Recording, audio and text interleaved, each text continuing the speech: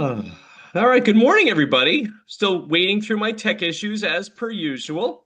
Good morning. It's great to see Jack Pinard's face on with us this morning. Michelle, Dickens, Angelica, Aya, Nisar, thank you guys for jumping in. Oh, good morning. Good morning. Let's start and lean in as we usually do. Just start by really feeling into something that gave you love, gratitude, joy, or something you appreciated the past week or weekend. Some of you maybe celebrated Derby Day on Saturday. For all of us up north, I know it's not really a thing. Some of us might have hung out with kids, grandkids, walked our pets. Just lean into a couple things. Two or three things that gave you love, joy, appreciation, or gratitude. And this is how we move into the first stage of alignment to attract all that we want to attract this week. Once you bring that into your body, you feel that gratitude, you feel that, you put a smile on your face, and let's make it real. We write it into our journals or we type it into the chat. Let's create it from mind into form. And this is our first step. And as always, we start our calls with a little bit of community and connection just to hear what people have going on for them, what's happening for you. Adam, since you were the first one on, what's happening for you this past week or weekend? Would love to hear it. So, as many of you know, I've been in this long process of home renovation. Well, one of the challenges is finishing the rooms upstairs for my daughters to be able to spread out. Um, my oldest is coming home from college. I go pick her up tonight, and she really wanted to be able to come home and move into a finished room. So I was finally able, I basically reclaimed a bunch of cherry hardwood from my downstairs, refinished it and laid it down in the upstairs for the kids' floor. So I was able to finally finish that up this weekend for her to be able to move in to her room when she comes home tonight. So Oh, Adam. Yay. That's a big deal. we got one What's your coat of paint left my wife's doing today. So your favorite part of your relationship with her? Like what's the daddy-daughter relationship strongest with her? it's interesting because she's now in that college phase, now more in that adult phase. So we can chat back and forth and kind of ping ideas off of each other and just, have honest conversations about different things. Like I'm going through a potential job change, to a really early stage, like three people startup. So I'm kind of weighing those options and what that looks like. And so, you know what, we can kind of bounce those ideas around and pros and cons and things like that. So Okay. It's very waking up a lot of the mind at play, Adam. Remember to go with some of the feeling, right? What feels good about moving into that new career or not, right? Pros and cons just back up the feeling that you already know is good for you or not good for you, right? I talk about it a lot. So it's more, I think talking about the situation helps to just my mind work through it. So. Yeah. All right. Good, man. As we move into this week, just remember to drop into the feeling, though, too. It's so easy for us to go to our heads, all of us. That's what we've been trained to do. It's like, it's really leaning into what is your body feel less heavy or more lighter when you go into this startup space, or does it not? Like you start using that, and then the pros and cons get all excited because they get to like put one more pro than con once you start feeling it's already the right decision. That's awesome. Thank you for jumping in today, man. Good morning. I do see Mr. Pinard. I have not seen him in a while. I'm so happy he's here. Is he willing to share what's happening for him in his life? If I can ask you to There, unmute there. there is absolutely not enough time to even begin. Let's just summarize it as the giant reset between moving from Mass to Maine in 600 or 700 different ways is still ongoing. And I'm working every day to remain positive, even when momentum is drag ass. But yeah, all good, really. Just a lot of learning experiences. Still every day, still unpacking boxes, all that stuff. So that's probably the simplest way to say it. And I got the world threw me a loop last week. I had some headaches. I went to the urgent care. They said go to the emergency room, and I had freaking brain surgery. Wow, really? Holy shit. Yeah, yeah, yeah. I had bleeding on my brain, and my eyeballs were about to pop out of my head. And I went to the emergency room, and they said, "We're putting you under surgery tomorrow morning." Mm. And there I was. So that's been a week. I feel pretty good, just tired all the time. And talk about gratitude. I mean, are you kidding me? The entire the entire organization of medical professionals just, geez, I don't feel that good. Geez, I'll go to urgent care. Geez, I'll go to emergency care. Geez, a neurologist is doing brain surgery. Um, just incredibly grateful that we live in a country that allows me to have that kind of medical coverage and all that stuff, and just amazing follow up from the doctor and the nurses there. And just, yeah, put a lot of things in focus and trying to use it as a reset. Okay, I'm 70. Things start to happen, but I still have time, and I want to make the best of the time I have. So that's kind of how I feel. So beautiful. What's been the biggest thing that came into focus since you came back in recovery? Balance. Back to the basics, 5 F's. I've been ignoring my fitness. Not that that was the cause of this, but it, when you're sitting in a hospital bed with a freaking tube connected to your skull, draining liquid, it gives you a little time to think. Um, so yeah, I just need more balance. I need to be back uh, eating better, which is part of, getting a solid routine. I need to be exercising more once I'm cleared from this. Um, I need to be with my wife and my, son and granddaughter more. So balance. I spent a long time in the move, just doing the mechanics of the move. And still, like I said, we're still unpacking stuff.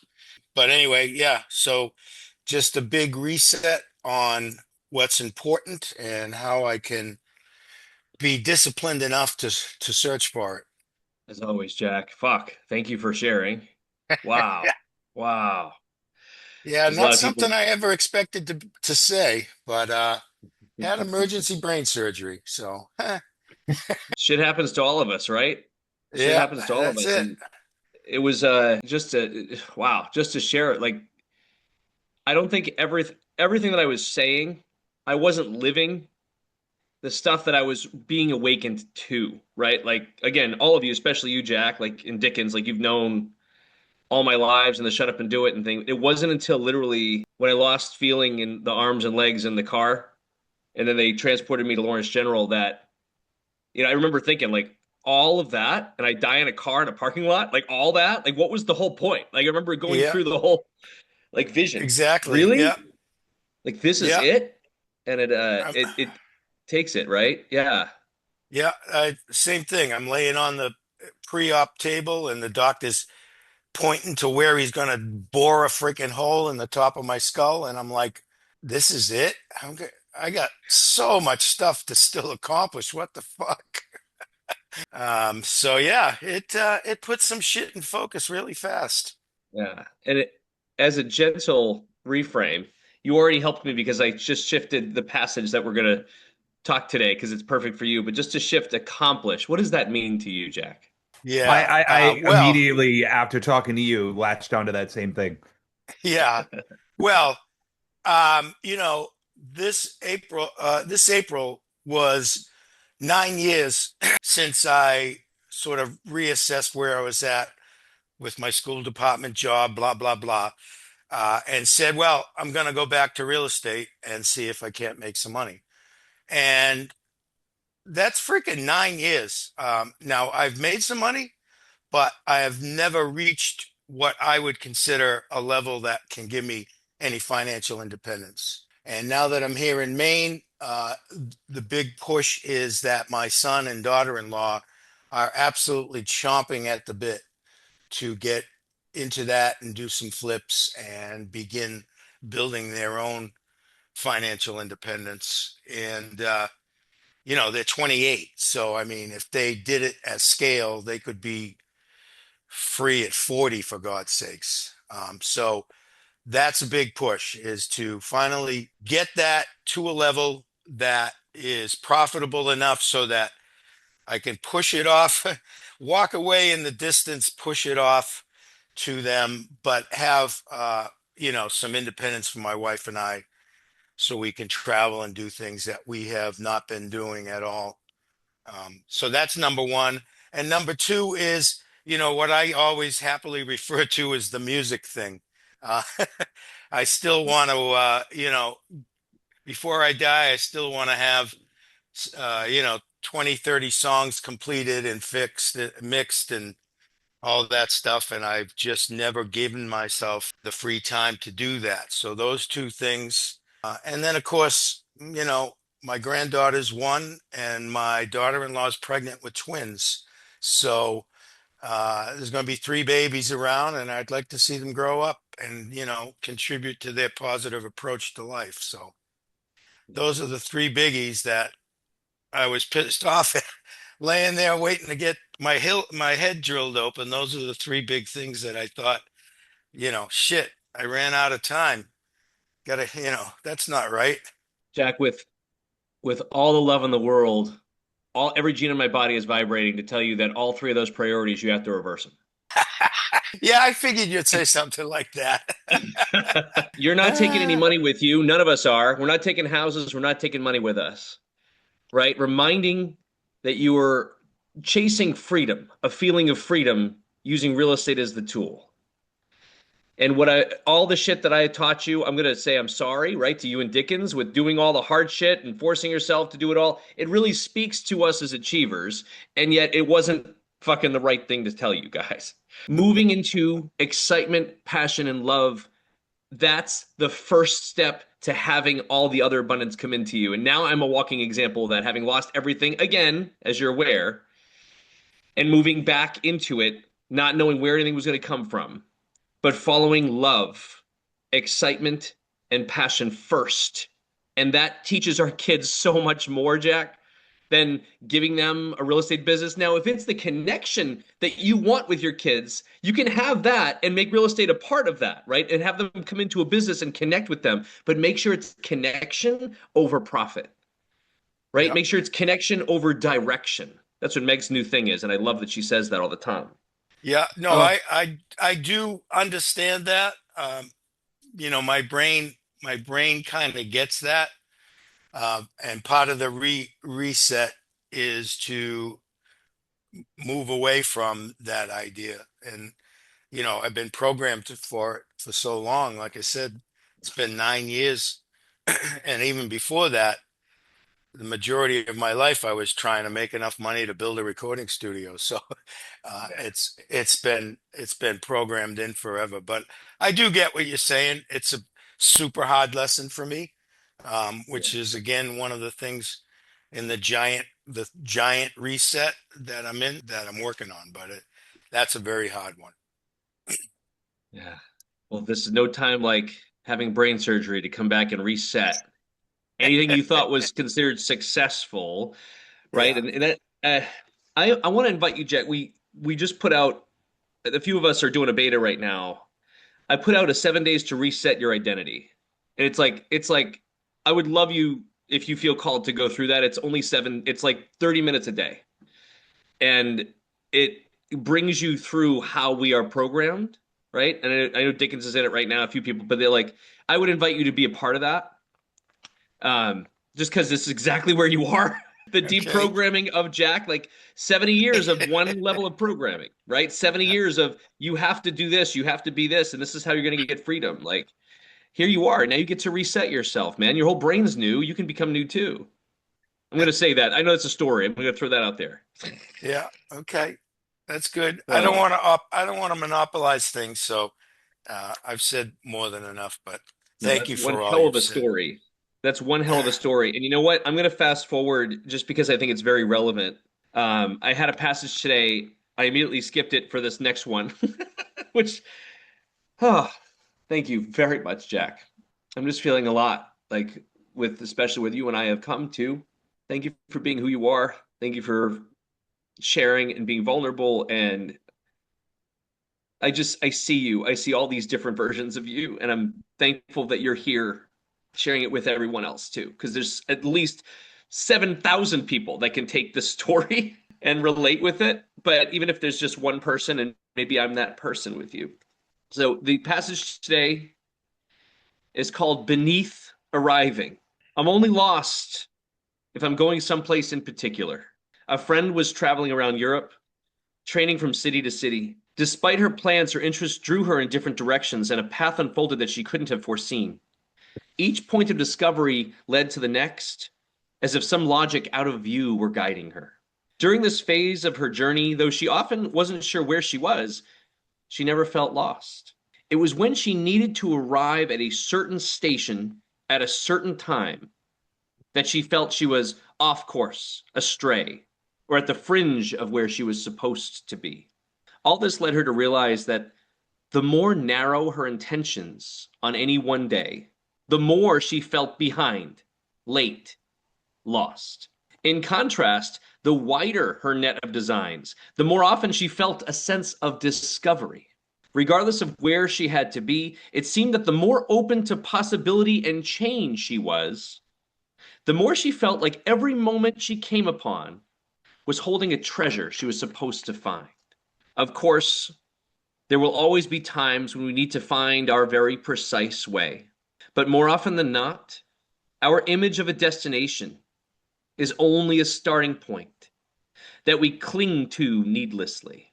When we can free up our sense of needing to arrive in a certain place, we lessen the weight of being lost. And once beneath arriving, and beneath our fear of failing to arrive, that's where the real journey begins. I mean, relating it to myself, how many times was I trained to set goals? How many times was I also programmed as a child that if I met a certain goal, I would get attention, I would get love, I would get safety. And that carried into every single aspect of my life. So that when I set a goal and I missed the goal, of course, the whole voice in my head, I let others down, I let me down, I'm a horrible person, I'm not worthy, I'm not enough, I am not of value. And if I follow that all the way down the mountainside, I don't exist. I don't belong, I don't deserve to exist. Those were my stories. And being attached to outcomes, or being attached to the image or the dream that they might have sold us all as kids and continued to sell when a lot of us here in this little group went to all these seminars and the gurus and the webinars and the big idea of financial freedom and what it looks like and what it feels like and just do the hard shit to get there. And I'm reminded of my former's father, my ex-father-in-law, I guess that's who he'd be. He was a super, super successful CPA, and he married a CPA. They both went to Bentley in Waltham. Very, very smart people, had a nice house in Hull, saved everything their entire lives. He broke his back with how many tax returns and how many corporate clients and how many this and that, was never present for his daughters, gave him a lot of issues. But again, all in his story of, I'm going to change this family dynamic around finances. I'm going to make sure they have everything. I'm going to make sure that we have so much bill set away to retire. I'm going to make sure that we can finally have the life that we want when I turn 68. The man turned 68 4 years ago, diagnosed with 4 cancers, died in 4 months. And then his wife, of course, soon thereafter, because she couldn't be taken care of by him anymore, died 6 months later. This is what money, the attachment to outcomes and dreams, the current programming of waiting for retirement or waiting to amass a certain level of fortune so I can make sure my kids are okay, while well-intentioned and beautiful and pure. I told my father this. I said, I don't want you to save one damn fucking penny. I want you to have the experiences, to have the comfort, to have the joy, to have the excitement in your life, because I know that if you're gone, I'm going to feel everything about, I wish he had that. I wish he had the comfort. I wish he had the excitement and passion. So with all that to say, an attachment to the outcome, or relating it to the passage, right? The more narrow we set our focus, When our definition of success is to have a successful real estate company so that then I can supply for my wife, then I can supply for my kids, I'm going to delicately, now that I've learned it and I'm living it, switch it to first, I'm going to make damn sure my kids and my wife know that I love them. Requires no funding because I didn't have any again. How do I do that? Loving messages a day, right? Sending them a letter, maybe getting her some flowers every once in a while. And only from then on, now that I have learned that love, joy, passion, and excitement are the highest vibrations, once I've learned that I will actually survive and I won't disappear magically if I'm not chasing some other outcome, some other financial, net worth or cash flow or unit number or deal count. Now that I know I'm still here, my nervous system can finally relax and I can ask myself the 3 alignment questions that Angelica posts in the chat every Monday. How do I love myself more today? What is my soul calling for me to do that has nothing to do with income generating, nothing to do with building, nothing to do with achieving, because I'm a human being? What is my soul calling me to do today? Is it rest? Is it a massage? Is it a walk on the beach? Is it doing nothing in a nap? What is it? And once I can love myself a little bit more today, explore who I am a little bit more today, now I can open myself up. Who else do I choose to show love for today in a meaningful way? With the loving message, the text, or a random act of kindness to a stranger down the street, or a letter of forgiveness to someone we haven't talked to in many, many, many years. And the third alignment question, after we've loved ourselves, shared our love with others, knowing that it's an infinite resource. It's the only energy, by the way, we take with us when we pass from this life. Then we get to say, what's one step I can take today towards that thing which is the most exciting or passionate in my life in this moment, and have no attachment to the outcome, knowing that excitement or passion is the goal. We take that thing, we follow it as far as we can with excitement or passion, taking step by step by step by step with no timeline and no attachment, so that as things shift, as we change as people and we find something else that's also exciting or passionate, we want to follow that path and we follow this one as far as we can take it, we pivot. No longer a goal, we shift a target, knowing that it's not about the first outcome, not about the second outcome. It's about in the becoming of who we are in the process, just being excited or passionate about anything. And if our brains need to hear it, I'll share it again. Finally, the moment I started to do that, right? I had all of these little signs from the universe when I was literally down to owing people $1.2 million and it went to zero. I had done so well for so long in real estate and I was so proud of myself and put it all away and squirreled everything. And yet I had 2 years of zero income, brought it down to zero. And I finally was teaching it every morning. I would have to have affirmations. It's going to be okay. I'm going to be okay. I'm going to be okay. I don't know how it's going to do it. I'm going to be okay. And then I would have a random escrow from like 2018 come in with $2,000 to take in my account so I knew how I was going to pay the rent. Then I'd have someone jump into a coaching program that I haven't taught, that I didn't know the website was still up, from 2013. And they would buy a product from me. That's how I took care of groceries for that week. And then I followed excitement or passion. And just by following the excitement or passion, learning to love myself more, the opportunity of like the Aurora Inn came to me. And I was not okay with real estate yet. I had to really feel into that. Is this something exciting? Is this not exciting? Is the people good? And then, having lost all that money from the COO stuff, putting myself back out there again, feeling these feelings that I didn't want to feel, saying, okay, I'm open to abundance again, and then having other things come into my lap, things that made me highly uncomfortable. But knowing that if I put love first, excitement first, the opportunities came and I couldn't explain it. I couldn't tell you it was because I made 1,000 calls this week. No, I didn't do that anymore because I'm attracting and I'm in alignment versus grinding and hustling and pushing, which is what my old life was. I'm not talking to really Jack. I'm not talking to anybody here in particular. I'm saying this as a re-declaration for anyone who needs to hear it, myself included. Alignment is the opposite of pushing, forcing, and grinding.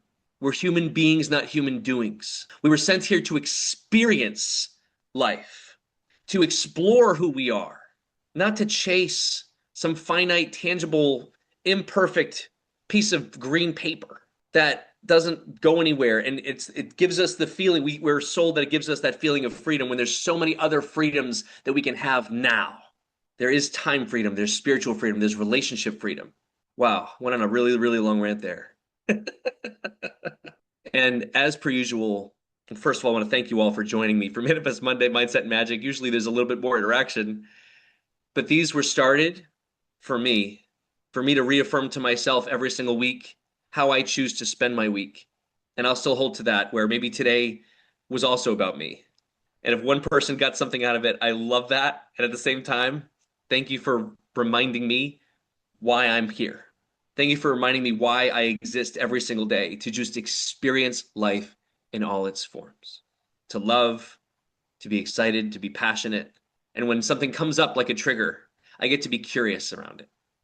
Instead of just being in it, being angry, I get to, I wonder why that's coming up. Let me explore that about myself. What story is that from?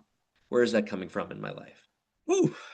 Any feedback before we jump into our affirmations for the day from anybody? That was a lot. I apologize.